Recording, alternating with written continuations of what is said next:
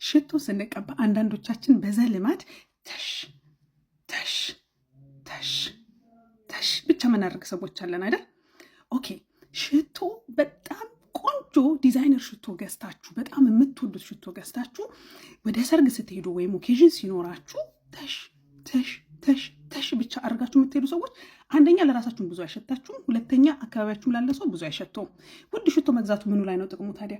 ሽቶ ኦኬዥን ላይ ስትቀቡ አቀባቡ ይለያያል። ለትሰ እቺ ተሽ ተሽ ተሽ ምናረጋት ሽቶ ወደ ስራ ስንሄድ ጓደኞቻችን ስናገኝ ከሆነ ኢትስ ኦኬ፣ ምክንያቱም ኦቨርዶዝ ራሳችንን ማድረግ አንፈልግም። ግን ስፔሻል ኦኬዥን ሲኖረን ወይ ሰርግ ስንሄድ ግን ሽቷችሁን አትቆጥቡ። ምክንያቱም ሽቷችሁ ራሳችሁ ብቻ ሳትሆን ሌሎቹም ሲያሸቷችሁ ደስ ይላል አይደለም? ስለዚህ የሽቶ አቀባባችሁ ሰርግ ስትሄዱ ወይ ኢቭኒንግ ናይት አውት ወይ ዴት ናይት ሲኖራችሁ ግን የሽቶ አቀባባችሁ ይለያል። ስለዚህ ይሄ አሁን የማሳያችሁ ኦኬዥን ስትወጡ ሰርግ ስትሄዱ የምትቀቡት የሽቶ አይነት ነው፣ አትቆጥቡለት። ስለዚህ እንዲያርጋችሁ ተቀብታችሁ ብትወጡ አንደኛ ወደ ሰርጉ ቦታ ወይም ወደ ግብዣው ቦታ ወይም ወደ ዴታችሁ በምትሄዱበት ሰዓት ኖትስ ትደረጋላችሁ። ፒፕል ዴይ ስሜል ዩ ቢፎር ዴይ ሲ ዩ የሚባል አባባል አለ።